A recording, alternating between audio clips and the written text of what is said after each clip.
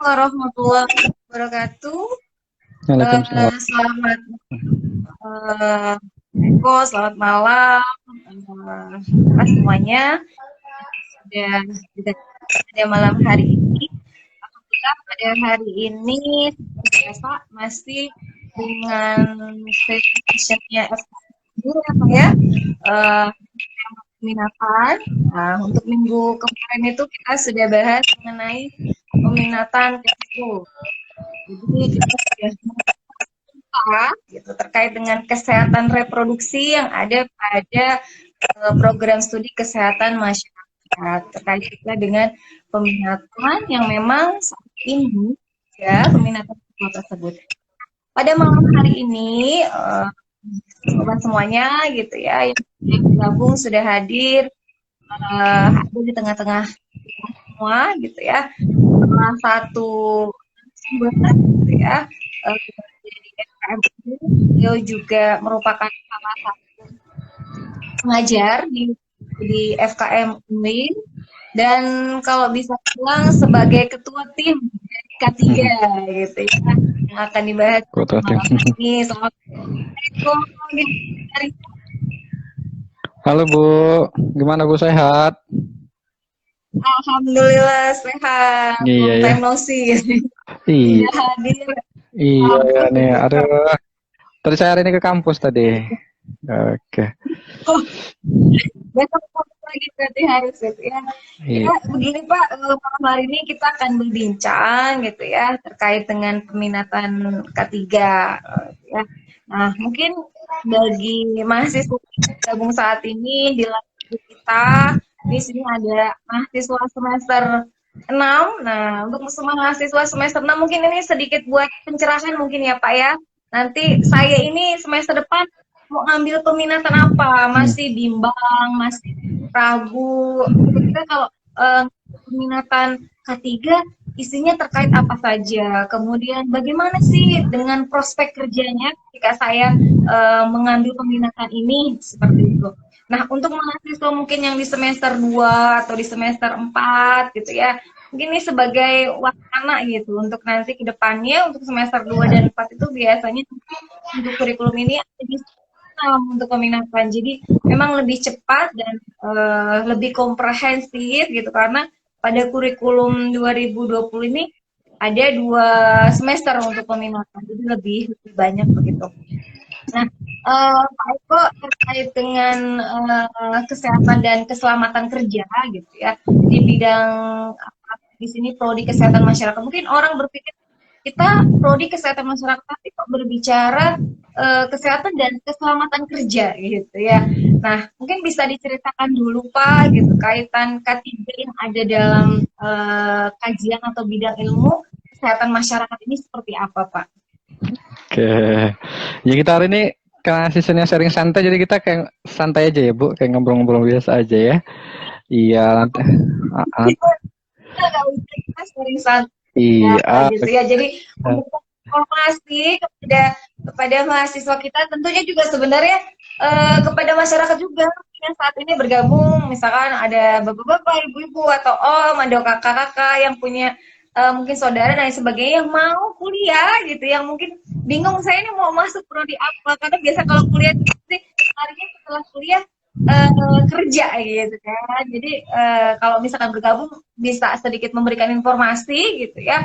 Kalau misalkan masuk program studi kesehatan masyarakat itu apa aja sih di dalamnya. Nah, salah satunya ini kita nanti kupas tuntas mengenai kesehatan dan keselamatan kerja. Enggak Pak Eko mungkin bisa menceritakan terkait dengan di kesehatan masyarakat. Iya, selamat malam semuanya. Jadi terima kasih atas kesempatannya Bu Ade. Kita hari ini sharing-sharing santai aja. Nanti setiap minggu insya Allah ada sesi tentang peminatan. Jadi hari ini kita sesi tentang K3. Nah, untuk peminatan kesehatan dan keselamatan kerja, itu adalah salah satu basic yang memang nanti dimiliki oleh lulusan dari Kesmas ya. Jadi kalau selama ini orang berpikir berarti kesehatan hanya kalau misalnya bekerja hanya di sektor kesehatan aja, enggak juga. Ternyata selain di sektor kesehatan juga bisa di industri juga salah satunya kalau nanti teman-teman ngambil peminatan K3. Nah, peminatan K3 itu adalah intinya pada dasarnya bagaimana untuk kita berupaya agar mencegah terjadinya kecelakaan kerja maupun penyakit akibat kerja di tempat kerja. Biasa kalau kita anak-anak K3 itu, Bu, biasa kalau kita anak-anak K3 itu, Bu, kalau misalnya mau cari mantu, itu yang idaman tuh anak-anak K3, Bu. Kenapa anak-anak K3? Oh, kenapa? Kenapa? Karena Kan apa gitu ya. namanya? Keselamatan pekerja aja dilindungi gitu, apalagi keselamatan anaknya bapak gitu. Jadi kalau mau ngelamar apa namanya, mau ngelamar anak gadis orang, kalau laki-laki nih, kalau mau anak gadis orang ditanya kerjanya apa, Mas Eko, K3, terus kita bilang tenang aja Pak, keselamatan pekerja aja kami lindungi, apalagi keselamatan anak bapak. Selamat dunia dan akhirat. Gitu. Itu masih suka tiga ya. Nah, itu mungkin bisa jadi alasan tuh untuk apa namanya calon mahasiswa gitu ya bergabung gitu ya biar di approve gitu ya oleh calon mertua. Oke, untuk pemetaan K3 juga ini di banyak kampus, di salah satu di FKM juga termasuk yang favorit juga untuk pemetaan K3. Memang cukup banyak, mungkin karena salah satunya itu prospek kerjanya luas, Bu. Jadi bisa di kesehatan bisa, di industri juga bisa gitu. Berarti Pak kalau misalkan kalau kemarin kita bicara cash flow gitu di masyarakat gitu. Nah, kalau misalkan mata kuliah sendiri sebelum kita berbicara peminatan gitu ya, Pak. Peminatan biasanya pada semester-semester nanti gitu ya, semester atas. Nah, kalau semester kedua sendiri untuk bidang kajian sendiri kesehatan dan keselamatan kerja itu mahasiswa diberikan materi seperti apa sih atau misalkan juga terkait dengan kegiatannya Pak. Misalkan dalam mata kuliah K3 itu biasanya ngapain aja gitu? Apakah hanya berupa presentasi dari dosen atau hanya tugas saja atau ada metode pembelajaran lain yang didapatkan mahasiswa gitu Pak? Oke. Untuk pembelajaran atau mata kuliahnya dari kurikulum nasional atau Kurnas kesehatan masyarakat kan salah satunya itu ada dasar-dasar kesehatan dan keselamatan kerja. Itu untuk apa namanya kurikulum dasarnya. Itu ada di semester 3. Kemudian mata kuliah ergonomi. Ergonomi itu bicara tentang apa namanya postur tubuh atau apa namanya posisi kerja itu gimana sih biar ergonomis, gimana sih biar nyaman, gimana sih biar tidak apa namanya mengalami penyakit akibat kerja dan kesalahan kerja. Kemudian ada mata kuliah program K3 itu untuk mata kuliah umumnya sebelum masuk ke mata kuliah peminatan. Kalau masuk mata kuliah peminatan apalagi yang kurikulum baru nih yang 2020 yang masih semester 4 sekarang, itu kan nanti kan mereka kan mulai peminatan kan semester 6. Ya, jadi kan mereka lebih banyak lagi dapat dapat apa namanya? Dapat mata kuliah peminatannya. Nah, itu lebih banyak lagi, Bu. Mereka dapat ada sistem manajemen K3, kemudian ada mata kuliah apa namanya? Manajemen risiko bahaya, ada mata kuliah manajemen bahaya dan kebakaran dan ledakan. Kemudian apa namanya? Ada produktivitas kerja, bahkan untuk sekarang di apa namanya di mata kuliah itu ada juga mata kuliah K3 sektor informal. Sektor informal. Jadi kadang-kadang mungkin apa namanya di sektor informal seperti pedagang, kemudian apa namanya tukang ojek, nelayan dan sebagainya itu kadang-kadang kan masih perlu kita kaji juga. Jadi K3 itu sebenarnya cakupannya bukan hanya, mungkin kalau berpikir, berarti itu hanya di industri aja, enggak. Tapi semua aspek di masyarakat itu bisa kita nilai aspek safety-nya. Sehari-hari aja bisa kita nilai. Teman-teman kalau berkendara, safety riding-nya atau keselamatan berkendaranya itu bagaimana? Itu K3 sebenarnya. Nah, sebenarnya K3 itu dalam kehidupan sehari-hari sudah kita terapkan juga. Kita juga butuh seperti itu. Contoh sederhananya, tadi ketika berkendara kita kan juga harus safety riding-nya itu harus benar-benar diperhatikan. Kemudian tadi metode pembelajarannya. metode pembelajarannya dijamin asik di apa namanya di pendidikan K3. Kenapa asik-asik? Dosennya juga asik-asik. Ya, gitu ya. Tapi bukan kayak lagu dangdut asik-asik jos enggak sih. Oke. Asik-asiknya karena kita rencanain nanti kalau misalnya peminatan itu ada field trip rencananya sih. Jadi pinginnya ada kunjungan lapangan khusus untuk pendidikan K3, misalnya ke industri dan sebagainya. Memang untuk pendidikan K3 ini memang banyak kita bekali sih Bu. Mereka itu ada mendapatkan pelatihan juga, pelatihan apa namanya, pelatihan calon ahli K3 umum. Nanti kita fasilitasi. Kemudian kita juga apa namanya fasilitasi mahasiswa ke Balai Hiperkes di Jogja. Jadi sekalian jalan-jalan, sekalian pelatihan. Jadi nanti ketika mahasiswa lulus itu selain dapatkan ijazah dan transkrip nilai juga mendapatkan sertifikat pendukung buat apa namanya buat membantu apa namanya menjadi nilai plus kalau melamar pekerjaan. Kemudian praktikum juga, nanti kita ada praktikum ke lapangan, di sektor informal juga ada, di industri juga ada. Kemudian apa namanya di sektor kesehatan juga bisa masuk seperti itu. Jadi nanti kita banyak apanya, banyak have fun-nya lah. Have fun itu dalam artian kuliahnya itu kita banyak ke lapangan, banyak praktek, kemudian ya nggak full teori seperti itu. Jadi apa namanya lulusan itu nanti diharapkan juga lebih sigap lah menghadapi, apalagi sekarang kan sudah era 4.0, bahkan udah 5.0. Jadi memang kita juga mengikuti zaman gitu. Apalagi ini ada Bu Ade sebagai Kaprodi, banyak banget terobosan-terobosan yang sudah dibuat nih buat kemajuan prodi. Oke. Dari yang sudah Pak Eko jelaskan, saya udah satu-satu ya Pak ya, karena tadi sudah terangkum summary. Sudah terangkum. Semangatnya Bu, maaf ya Bu, semangatnya ini soalnya. Saya udah satu-satu gitu kan, biar mungkin bisa secara spesifik. Tadi yang pertama dijelaskan bahwa untuk kesehatan dan keselamatan kerja memang masuk dalam ranah kesehatan masyarakat gitu ya Pak. Jadi memang tadi seperti yang Pak Eko jelaskan bahwa tidak hanya pada sektor formal saja, tapi juga pada sektor informal. Nah, terkait dengan K3, bidang kajian K3 ini pada semester awal itu kan berarti mengupas hanya dasar-dasar dari pengenalan gitu ya, bagaimana K3 seperti tadi dasar K3 ini seperti itu ya. Nah, baru tadi peminatan masuk ke apa namanya yang spesifik ya, istilahnya komprehensif, lanjutan dari mata kuliah yang pada semester awal mungkin sampai semester 5 itu semua mahasiswa dapatkan gitu. Jadi kalau misalkan mahasiswa yang ngambil peminatan K3, dia akan lebih secara komprehensif mendalami dengan materi kesehatan dan keselamatan kerja. Jadi kalau misalkan tidak mengambil itu ya mereka tidak dapatkan. Nah, terkait juga tadi dengan metode pembelajaran Pak, kira-kira selama ini di FKN gitu kan yang sudah Bapak ampuh gitu ya materi untuk K3 atau dasar kesehatan dan keselamatan kerja,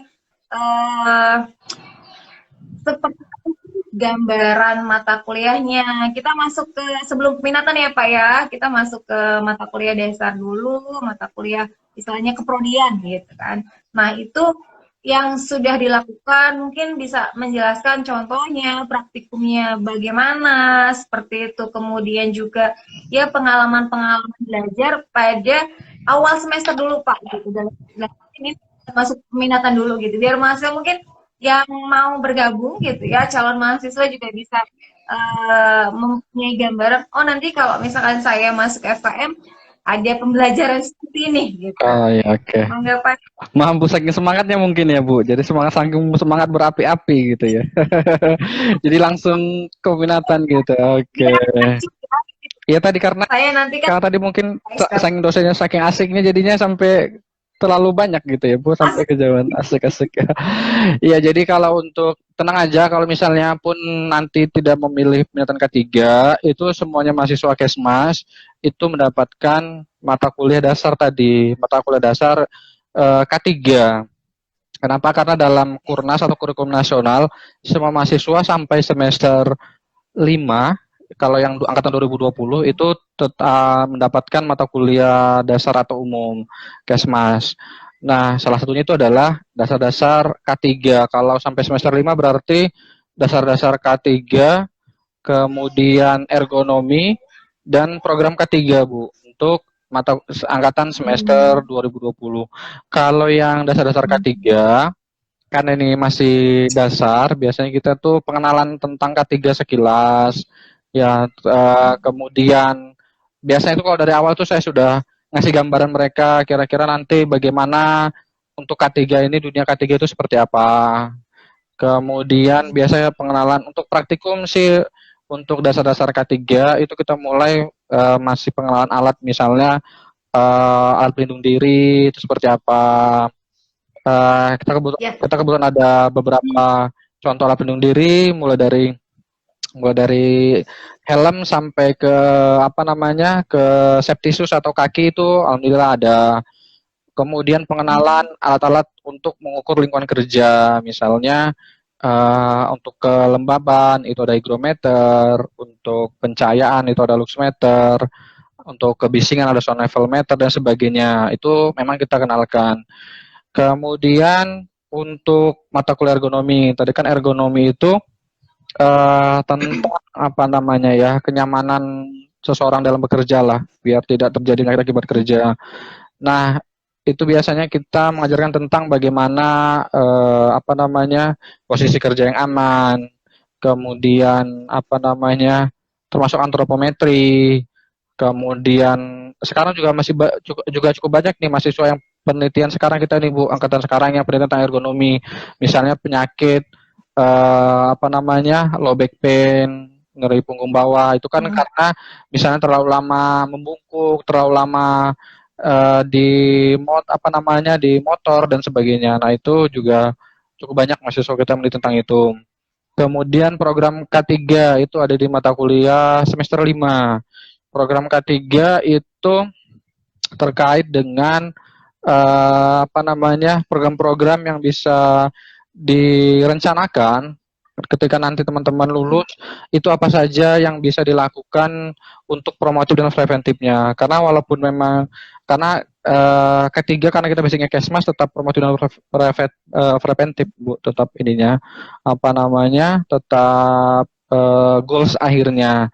Jadi biasanya kalau program K3 itu bagaimana upaya promosi kesehatan, kemudian gizi kerjanya, kemudian apa namanya, sudah menyinggung sekilas tentang bagaimana menganalisis resiko bahaya, kemudian apa namanya, bagaimana tentang safety leadership atau berjiwa pemimpin, kemudian bagaimana sih kita bikin orang-orang biar itu menjadi berbudaya K3, safety culture-nya itu bagaimana. Teman-teman kalau pakai naik motor pakai helm tuh karena takut ditilang Pak Polisi, apa karena memang sudah terbiasa, sudah terbentuk jiwa memang kita tuh ini tuh adalah perlindungan buat kita. Nah, itu bagaimana sih tipsnya buat di area kerja itu kita membuat safety culture atau berbudaya K3 itu untuk mata kuliah program K3. Itu mata kuliah dasarnya, Bu, sebelum masuk ke mata kuliah peminatan. Jadi di semester 3, 4, dan 5 itu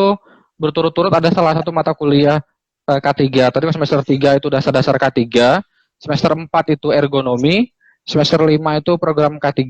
Nah, itu biasa kita sudah mulai praktikum, tapi praktikumnya belum sedetail di peminatan, seperti itu. Jadi untuk pengenalan awal dan pengukuran lingkungan kerja sudah kita lakukan di semester 3, 4, dan 5 tadi. Seperti itu mungkin, Bu, untuk mata kuliah awal K3-nya. Tapi Iya. kalau teman-teman dapat semua kok. Kalau K3 misalnya, Pak, saya itu tertariknya di Cashlink, Pak, di Cash Pro, di Gizi Mas, ya nggak apa-apa. Insya Allah semuanya tetap dapat.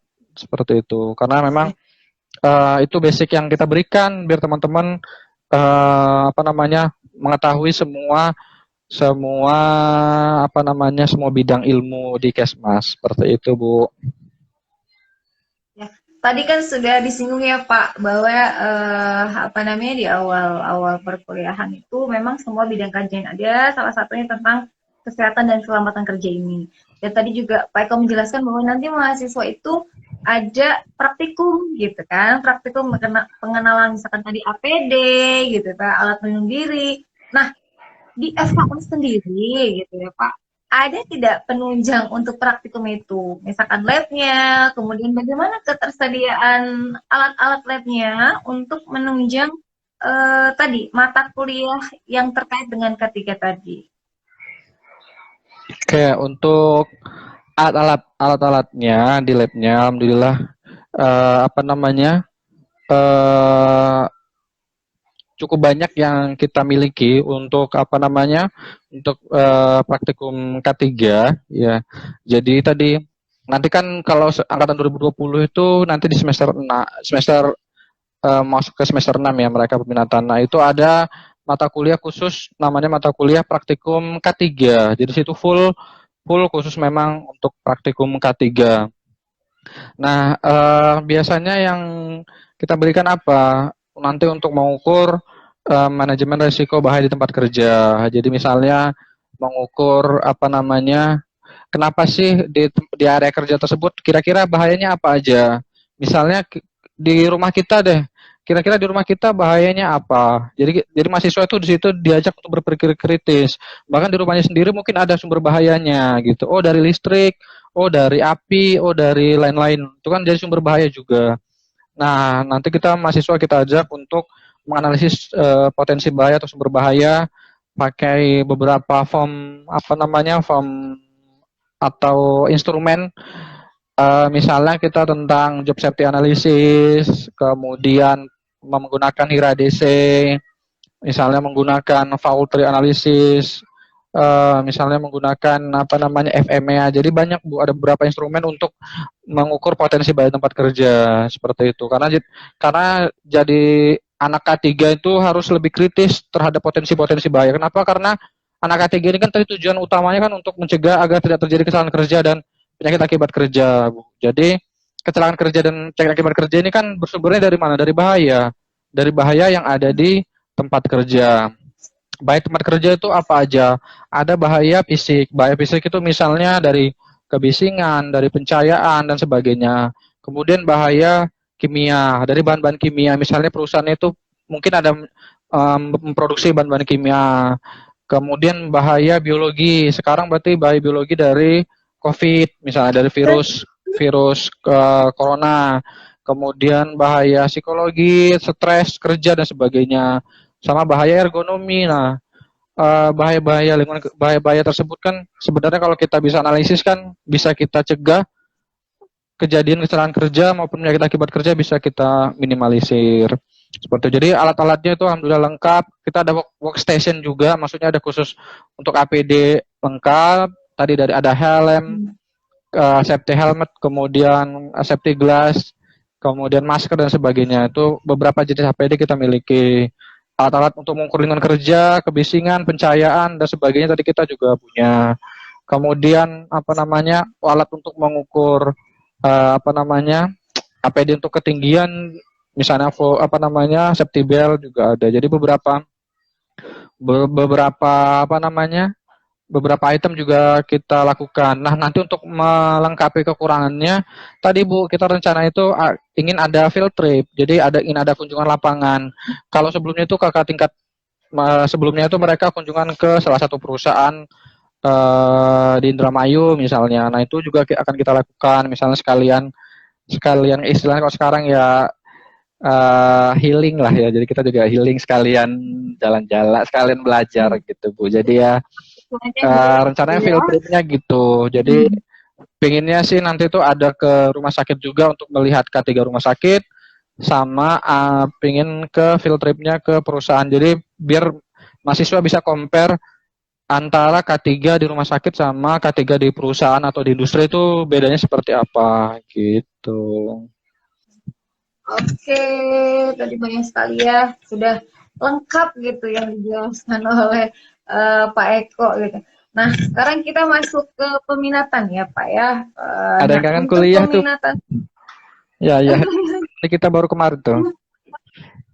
Pak, untuk peminatan sendiri Pak, biasanya gitu kan, mahasiswa untuk apa pembelajarannya, apakah sama seperti ya semester-semester sebelumnya, ataukah pada peminatan K3 itu lebih banyak apa ya prakteknya gitu ya, itu pertama. Kemudian yang kedua, untuk menambah biasanya kan ada tugas, kemudian tadi juga sempat diceritakan bahwa untuk menambah apa ya keterampilan ada kunjungan ke Hiperkes, kemudian juga ada pelatihan. Nah, itu bisa tidak Pak diceritakan gitu ya, manfaatnya apa sih kita harus ke misalkan balai Hiperkes, kemudian bahwa anak K3 itu harus dibekali dengan sertifikasi K3 gitu. Walaupun memang bukan suatu kewajiban, tapi benefitnya apa sih ketika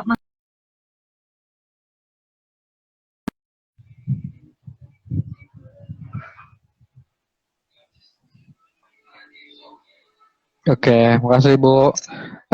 Tadi ya, sekarang kan sudah era 4.0, bahkan ada yang menyebutkan sudah 5.0, 5.0. Jadi era digitalisasi ini kalau kita tidak mengikuti perkembangan zaman ya.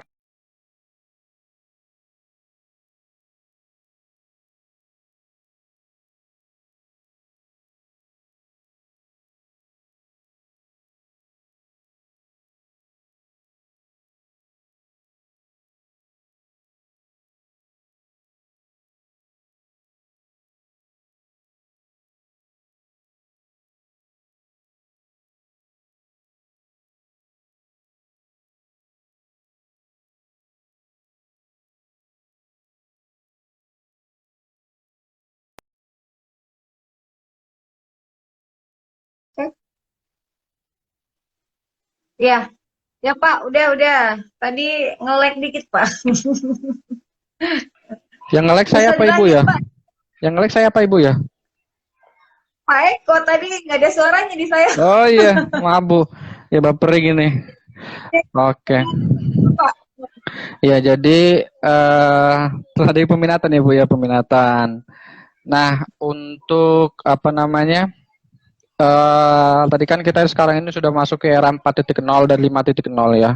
Dari era industrialisasi dan digitalisasi. Nah, memang semuanya itu perlu apa namanya?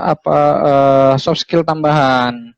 Kenapa tadi kita bilang mahasiswa itu perlu field trip ke industri atau ke rumah sakit. Kemudian kenapa sih mahasiswa itu perlu apa namanya? Banyak praktek ke lapangannya seperti itu. Karena tadi eh, untuk apa namanya kita di FKM Unwir itu berinovasi untuk biar mahasiswa itu tidak kalah saing dengan yang lulusan-lulusan yang lain seperti itu. Nah, tidak kalah saing di sini itu maksudnya kita membekali mahasiswa dengan berbagai macam kunjungan lapangan dan pelatihan-pelatihan tadi. Tujuannya adalah maaf ya Bu, Naira. Tujuannya adalah untuk mahasiswa agar apa namanya mempunyai bekal tambahan selain tadi ijazah dan transkrip nilai. Kenapa? Karena sekarang itu kalau kita ngeplay lowongan kerja itu kalau dari transkrip nilai dan ijazah saja memang cukup sulit untuk apa namanya bersaing dengan lulusan lain. Karena lulusan lain juga mereka itu sudah banyak inovasi-inovasi lainnya lagi. Nah makanya kita di sini juga tadi pasti peminatan tuh kita pingin ada field trip. Kenapa? Karena tadi biar mahasiswa itu ketika nanti akan kerja sudah mendapatkan gambaran. Karena kan mungkin selama ini teori di kelas dan praktikum kan mungkin pas di lapangan mereka field trip itu bisa mendapatkan gambaran nanti bagaimana dunia kerjanya. Kemudian kita bekali hiperkes kenapa? Karena untuk pengukuran area kerja itu kan biasanya banyak menggunakan alat-alat. Alat-alat memang nanti di perkes itu banyak praktek penggunaan alat-alat yang sebenarnya kita juga sudah sebagian besar sudah kita praktekkan sebenarnya Bu. Cuma ada beberapa materi lagi yang memang ditambahkan dari perkes. Itu juga perlu sebagai tambahan apa namanya? Sebagai tambahan mata kuliah sebagai tambahan sertifikat tambahan lah istilahnya. Nah, makanya kemarin tuh mahasiswa semester 6 sekarang tuh ya cukup excited juga mereka Bu karena ternyata mereka yang semester 6 sekarang itu akan kunjungan ke Jogja, mereka akan ke Balai Hiperkes seperti itu. Jadi mereka persiapkan itu juga untuk nanti ketika lulus juga sudah mendapatkan pelatihan. Makanya ketika lulus itu syarat setiap lowongan kerja. Oh, ini buat yang mungkin polos FKM Unwir, silakan bisa dicek di Instagram FKM Unwir, itu lowongan kerja banyak sekali. Khususnya lowongan kerja yang paling banyak adalah lowongan K3. Dan lowongan K3 itu pasti meminta syarat minimal mempunyai sertifikat tambahan, khususnya adalah sertifikat ahli K3 umum, Bu. Jadi kalau teman-teman sudah berkecimpung di dunia K3, terus ya kalau misalnya, Pak, tapi IPK saya bagus, Pak. Kemudian IPK saya bagus, Pak. Iya, tapi IPK aja tidak cukup. Harus ada sertifikat tambahan. Makanya sekarang itu lowongan kerja pasti mencari minimal mempunyai sertifikat ahli K3 umum. Alhamdulillah kita dari pihak fakultas sudah kerjasama dengan PJK3. PJK3 itu perusahaan jasa K3 yang mengadakan pelatihan. Jadi kita fasilitasi, bukan kita yang mengadakan, tapi kita bekerja sama, nanti mengundang mereka untuk memberikan pelatihan dengan sertifikat dari Kementerian Tenaga Kerja. Jadi sertifikatnya kalau ada nilai plusnya juga, Bu. Jadi sertifikatnya itu sertifikat dari kementerian, jadi sertifikat nasional. Nah, itu yang biasa dipakai. Di info lowongan kerja pasti dicarinya itu. Kemudian nah itu tadi makanya tadi kita bekali mahasiswa kenapa harus ke Hiperkes, kenapa harus ada field trip, kenapa harus ada harus ada sertifikat tambahan, fungsinya buat itu. Mungkin IPK-nya bagus tetapi biar lebih dilirik gitu, Bu. Ya kita aja kalau lihat yang kan, kalau kita lihat yang lebih ini kan kita lebih ngelirik gitu ya. Oh, ini ternyata CV-nya ini lebih bagus gitu. Seperti itu. Saya aja waktu zaman kuliah itu ya cukup banyak mengikuti pelatihan. Apalagi sekarang kan pelatihan juga cukup banyak, Bu. Yang murah-murah juga cukup banyak seperti itu. Saya sering bilang ke mahasiswa, ikutlah pelatihan, mumpung harganya masih harga mahasiswa gitu. Karena kalau sudah lulus harganya jadi harga umum, beda, Bu, ininya biayanya gitu. Ya, tadi kan terkait dengan sertifikat gitu ya, K3, kemudian Hiperkes. Sebenarnya itu tambahan untuk sertifikat kompetensi ya, Pak ya, pendukung. Jadi bahwa memang dia sudah dinyatakan berkompeten gitu ya di bidang tersebut itu. Nah, sebenarnya untuk mahasiswa sendiri itu juga sebagai poin pengisian ya Pak ya dalam SKPI ini gitu. Jadi dalam SKPI atau dan ijazah itu semacam miniatur dari CV sebenarnya. Jadi mahasiswa itu udah pernah ngapain saja gitu ya. Jadi sertifikat, kemudian pelatihan apa saja yang pernah diikuti mahasiswa. Jadi kalau misalkan mahasiswa memang tertarik di bidang K3, ya silakan gitu ya mengikuti seminar-seminar, kemudian pelatihan-pelatihan, workshop untuk menunjang tadi terkait dengan keilmuan di bidang K3 tersebut gitu ya Pak ya. Nah, tadi sudah peminatan. Kemudian setelah peminatan biasanya mahasiswa itu melakukan skripsi. Tentu skripsinya itu kan pasti berkaitan dengan kajian K3 gitu ya. Kalau misalkan mengambil peminatan K3.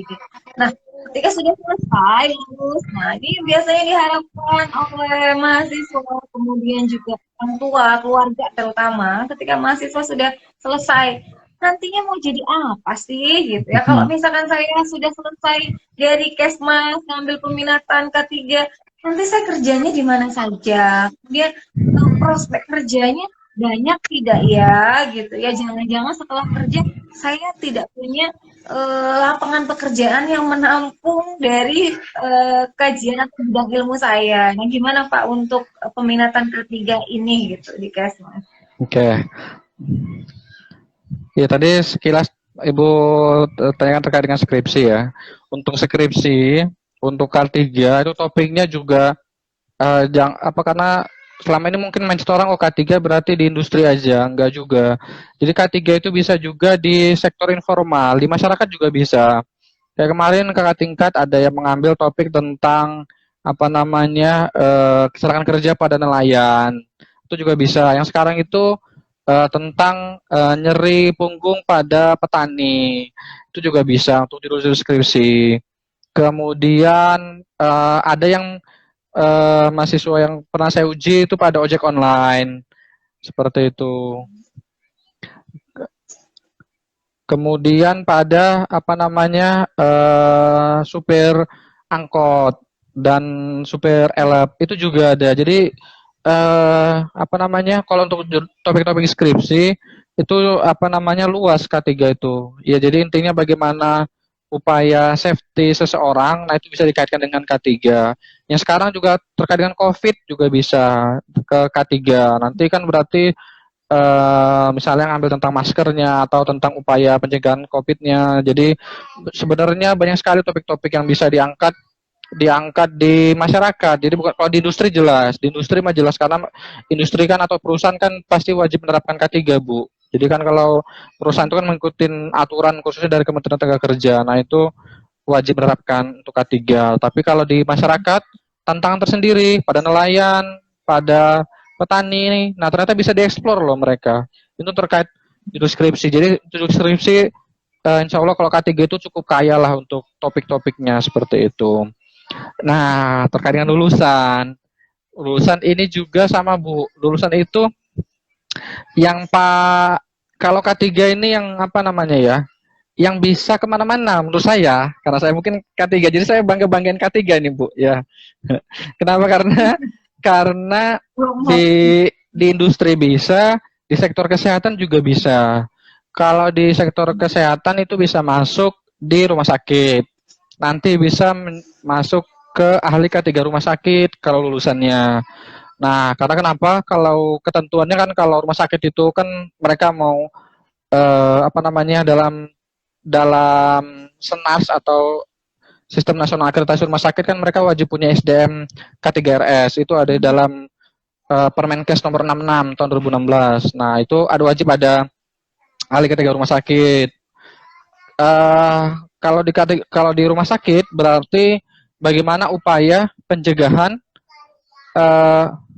agar masyarakat khususnya kan kalau rumah sakit itu biasanya spesifik bahayanya Ibu. Maksudnya itu lebih banyak dari pasien ada, dari masyarakat umum ada. Nah, itu bagaimana apa namanya pasien safety-nya, bagaimana apa namanya biar tidak terjadi inos misalnya atau infeksi nosokomial, bagaimana kalau terjadi kebakaran di rumah sakit itu bagaimana penanggulangan kebakarannya dan lain-lainnya. Banyak sekali yang bisa dieksplor di rumah sakit. Kemudian kalau di industri apalagi? Nah, di industri jelas karena industri itu juga wajib mempunyai ahli K3 seperti itu. Apalagi ahli K3 umum itu wajib punya Bu. Di semua sektor industri itu sektor konstruksi, sektor apa namanya manufaktur, kemudian sektor apa namanya sektor jasa dan sebagainya. Itu juga banyak yang membutuhkan ahli K3. Makanya apa namanya tadi saya bilang kalau yang teman-teman sudah follow FKM Unwir itu kan hampir seminggu itu kan ada 2 kali info. Nah, itu kan seminggu kan ada 2 kali info lowongan kerja, Bu. Jadi silahkan kalau ada yang tertarik. Nah, itu salah satunya itu yang paling banyak lowongan kerja itu adalah K3, Bu. Hampir setiap hari, Bu, ada lowongan K3, Bu. Seperti itu. Kenapa? Karena kan mereka itu banyak project misalnya misalnya kayak vendor atau pihak ketiga kadang-kadang mereka ada project di mana-mana dan itu butuh banyak banget apa namanya lowongan K3 Bu seperti itu. Nah, jadi menurut saya yang paling sering lowongan ya lowongan K3 untuk lowongan kerjanya dan cukup luas.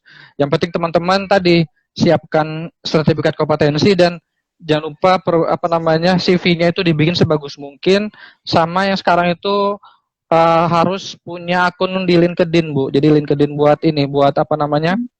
Buat apa namanya karena sekarang itu kebanyakan perusahaan itu ngelihatnya bukan dari email atau apa namanya ya, email atau yang surat lamaran kita kirim, tapi dari riwayat pribadi kita di apa namanya akun pencarian kerja, misalnya LinkedIn dan sebagainya.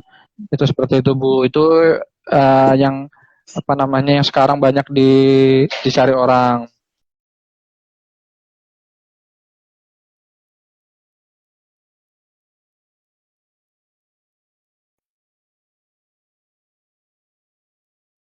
puskesmas saja atau di rumah sakit saja, tapi di perusahaan-perusahaan itu banyak. Apalagi kalau misalkan sekarang kita lihat di apa ya, di media sosial kayak Reels, TikTok itu kan suka ada apa pakai helm putih, ya bukan yang kenalnya dengan gaji yang tinggi. Nah itu juga mahasiswa ya lebih memudahkan gitu kalau mau masuk. Oh gimana sih caranya misalkan mau di industri kesehatan, ternyata kan bisa begitu ya. Ya. Nah, tadi sudah cukup banyak yang disampaikan oleh Pak Eko gitu. Kita sudah hampir berapa ini ya? Sudah setengah jam lebih ya berbincang. Barangkali dari teman-teman yang hadir pada malam hari ini ada yang ingin ditanyakan, silakan bisa chat saja di kolom komentar mau menanyakan apa terkait dengan K3 ini gitu ya. Kalau misalkan trik biar dapat pekerjaan gampang atau misalkan ini mungkin Pak info misalkan saya nih ketiga gitu ya, apakah bisa kerjanya? Nah biasanya orang nanya kan nih cepat kerjanya tidak ya gitu kalau misalkan saya lulus ketiga gitu ya, sementara apa namanya kalau misalkan di bidang-bidang lain kan kadang terbatas juga untuk lowongan pekerjaannya gitu Pak. Kalau misalkan di K3 sendiri untuk tadi apa namanya masuk di dunia kira begitu, apakah dianggap misalkan ya lebih mudah gitu kan diterimanya atau kayaknya sulit gitu. Oke. Gimana Pak? Ya, Kalau misalkan untuk prospek kerjanya cukup luas ya Bu tadi Bu. Dan tadi kalau bicara salary ya kan karena kita kan ujung-ujungnya kan pasti ngelihat salary ya Bu. Salary itu yang paling lumayan sih dari pemerintahan ketiga Bu kalau boleh jujur Bu. Karena tadi Ibu lihat di Instagram, di Reel TikTok itu kan banyaknya apa namanya yang segini salary-nya sekian, memang yang paling lumayan ya dari segi salary ya memang dari pemerintahan K3. Kenapa? Khususnya mereka yang di industri, apalagi kalau bisa masuk ke industri pertambangan. Itu banyak banget teman saya, ya alhamdulillah lah. Memang mereka itu rata-rata salary-nya itu sudah sangat banyak, rata-rata udah di atas 2 digit lah untuk apa namanya ya, untuk salary-nya. Kemudian untuk apa namanya ya, untuk proses kerjanya, kalau saya sih karena memang di bidang saya ketiga, jadi itu kita banyak apa ya Bu, kita tuh banyak ikut komunitas. Jadi tuh ada komunitas HSE juga ada, kemudian grup-grup WA juga ada, kemudian apa namanya untuk alumni Unwir juga ada grupnya, namanya K3 Unwir. Ya nanti bisa hubungi Ibu Tating. Ibu Tating kebetulan koordinator grupnya, admin grupnya ya. Nanti bisa hubungi Ibu Tating karena beliau yang backup alumni, khususnya alumni K3 Unwir. Nah, biar minta izin dimasukkan. Nah, itu banyak banget info lowongan kerja yang masuk di situ. Karena ya, alhamdulillah alumni kita juga cukup kuat Bu untuk memberikan informasi-informasi yang relevan dengan bidang K3. Nah, yang tambahan ini Bu, tadi kan mahasiswa kan ada yang field trip dan magang. Nah, yang sekarang itu ternyata yang magang sebelum mereka lulus ternyata udah minta bekerja Bu, yang angkatan sekarang ini. Ya, jadi mereka magang tapi malah dalam artian itu mereka diminta membantu bekerja gitu. Jadi yang kemarin kan kemarin tuh banyak banget project ya Bu, banyak banget project yang sedang dilakukan. Nah, itu rata-rata hampir 50% mahasiswa kita yang magang itu mendapatkan pekerjaan sebelum mereka lulus seperti itu. Walaupun memang durasi kerjanya memang tidak lama karena kan mereka juga sambil skripsi. Tapi intinya peluang Hmm. kerjanya cukup luas. Di sini kalau K3 itu memang alumninya cukup kuat. Dan tadi saya bilang lowongan yang hampir setiap hari ada ya lowongan K3, Bu. Seperti itu. Yang penting teman-teman apa ya istilahnya kalau di K3 itu tahan banting, Bu. Kenapa? Karena K3 itu banyaknya di lapangan gitu. Jadi kalau kayak apa namanya siap berpanas-panasan lah. Kalau yang cewek-cewek mah siap-siap aja skincare-nya luntur, Bu. Kenapa? Karena banyaknya di lapangan seperti itu. Jadi ya memang harus tahan mental seperti itu. Jadi memang apa namanya untuk prospek kerja itu cukup banyak seperti itu. Yang penting tadi persiapkan apa namanya persiapkan sertifikat kompetensi, kemudian banyak ikut pelatihan, terutama untuk awal fresh graduate sih tipsnya seperti itu, Bu, seperti itu. Berarti ini ya, apa namanya, dari mahasiswa FKPN sendiri pada saat magang memang sudah dipercaya gitu ya Pak untuk membantu perusahaan gitu menangani terkait dengan K3 di perusahaan tersebut. Nah, bukan hanya mereka mendapatkan apa ya, pengalaman kerja, tapi ya digaji juga gitu ya. Biasa kalau di industri kalau misalkan magang itu kan pasti ada apa ya, ada fee-nya gitu ya, ada salary-nya yang diberikan gitu. Jadi tambahan buat mahasiswa juga. Misalnya selain magang, mereka bisa mendapatkan uang jajan gitu ya, dan itu sebenarnya lumayan gitu ya, tidak sedikit ya apa namanya fee yang diberikan oleh perusahaan tersebut. Bekal juga sebagai pengalaman. Oh, pernah kerja di sini, pengalamannya begini. Jadi ketika wawancara mungkin bisa sebagai apa ya? Kalau misalnya kita bilang privilege kita sendiri gitu, menceritakan pengalaman yang sudah dilakukan gitu ya. Jadi bukan berdasarkan pengalaman orang lain, tapi berdasarkan pengalaman sendiri. Dan itu tentunya lebih baik gitu ya. Silahkan ada bergabung gitu kan. Tadi sudah dikupas tuntas bagaimana kesehatan dan keselamatan kerja yang ada di program studi kesehatan masyarakat, kemudian bagaimana K3 di peminatan, bagaimana proses pembelajaran sampai skripsi dan bahkan sampai ke prospek kerja. Ternyata prospek kerjanya cukup luas, bisa di mana saja, salary-nya juga ya besar gitu ya. Dan tadi banyak info lokernya, lowongan kerjanya. Tentu orang kalau misalkan udah kuliah selesai ya tentu pengen kerja gitu ya, pengen cepat mendapatkan uang sendiri mandiri lah gitu ya, seperti itu. Silakan ada yang tanyakan Tinda, ini sepertinya yang sudah dijelaskan Pak Eko itu sudah komprehensif semua gitu ya. Mahasiswa sudah paham gitu.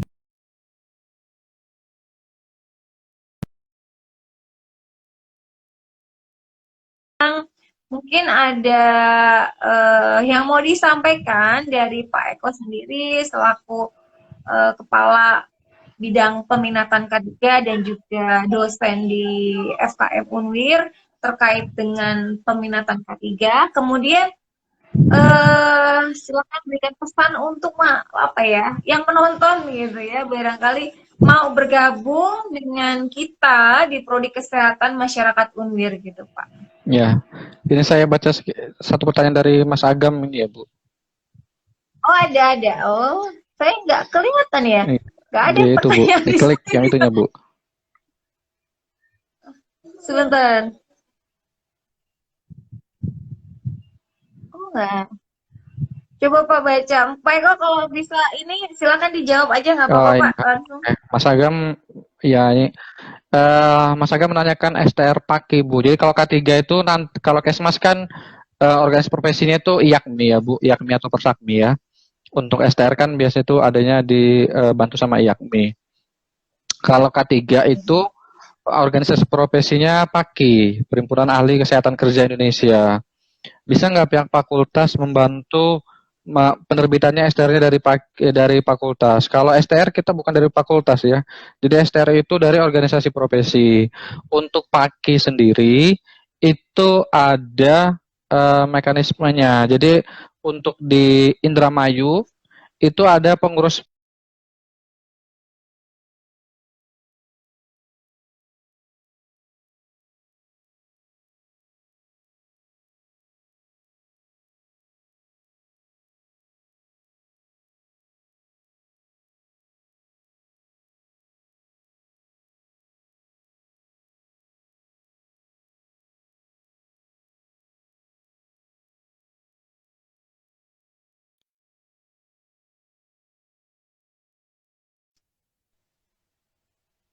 Halo Bu Ade, maaf Bapring Bu. Halo? Ya, Baik. ya untuk Ya, iya, nggak apa-apa. fakultas itu tidak menerbitkan STR. Fakultas hanya membantu memberikan info terkait dengan bagaimana penerbitan STR. Tapi bukan karena STR itu penerbitannya adalah dari KTKI, jadi Konsil Tenaga Kesehatan Indonesia. Nah, itu yang apa namanya menerbitkan STR-nya di bawahnya ke Kemenkes, pakai juga di bawahnya Kemenkes. Nah nanti itu Mas Agam bisa menghubungi Bu Tating karena teman Bu Tating itu ada yang menjadi pengurus Paki Indramayu. Nanti apa namanya? Karena saya juga kemarin tuh mau daftar Paki tapi Paki yang Jogja. Kurang lebih syaratnya.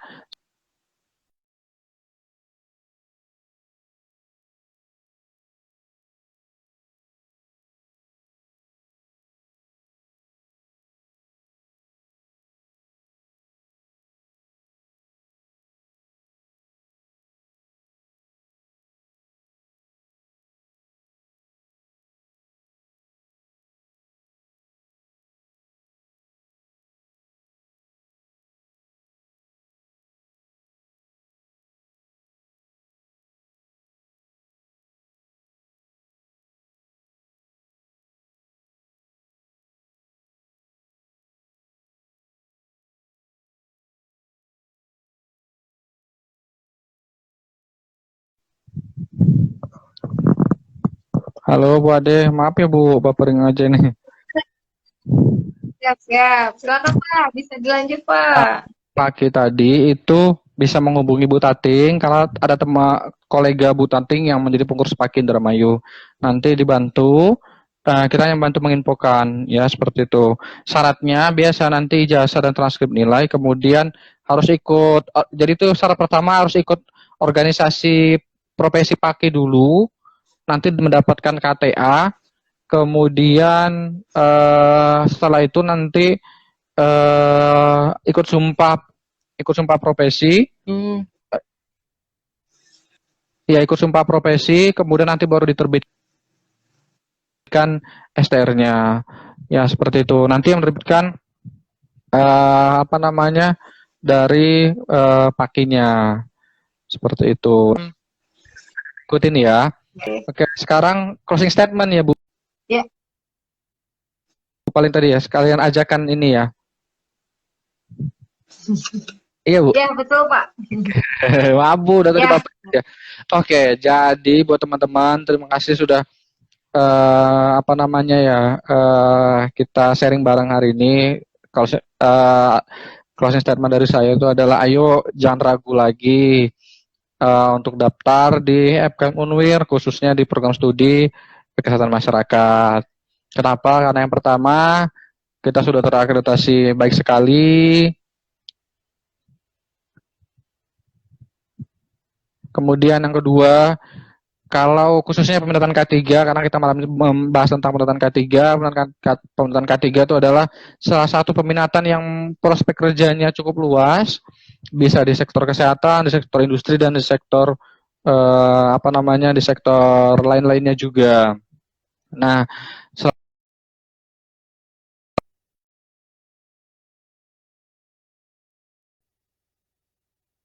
K3 dibekali dari prodi itu adalah untuk diharapkan apa namanya tadi ada praktikumnya, kemudian ada field trip atau kunjungan lapangannya, baik ke industri maupun rumah sakit, kemudian apa namanya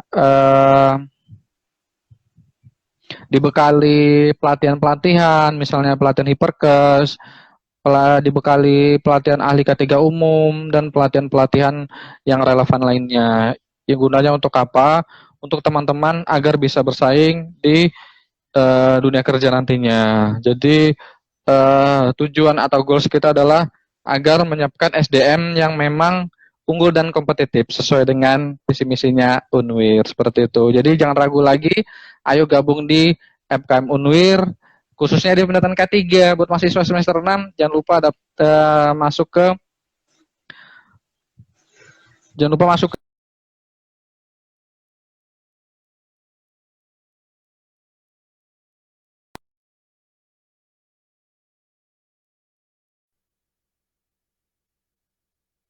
lupa pilih peminatan yang memang sesuai passion kamu, kemudian searching atau tadi ini kan kita sudah sering sharing, nanti peminatan khusus peminatan K3, ayo kita gabung di keluarga besar K3 Wir. Mungkin begitu Bu. Terima kasih Bu. Ya, terima kasih Pak Eko. Tidak terasa bincang-bincang sharing kita pada malam hari ini dengan tema peminatan K3 sudah hampir selesai gitu ya, sudah 1 jam. Terima kasih banyak untuk waktunya. Jadi diharapkan bahwa tadi yang sudah dijelaskan bisa menjadi apa ya, wawasan buat mahasiswa kita untuk mengambil peminatan apa gitu ya. Jadi jangan sampai salah pilih. Kemudian juga untuk mahasiswa yang belum bergabung, calon mahasiswa gitu ya, ayo bergabung dengan kita di keluarga besar program studi kesehatan masyarakat UNIR gitu ya, untuk untuk masa depan yang lebih baik, lebih cerah gitu ya Pak ya. Begitu. Mungkin nanti kita akan ketemu lagi minggu depan masih dengan tema sharing season peminatan lagi dengan peminatan yang lain begitu ya Pak ya, masih dengan Pak Eko juga bergabung karena admin agar bisa masuk seperti itu. Dan saya ucapkan terima kasih banyak untuk semua yang telah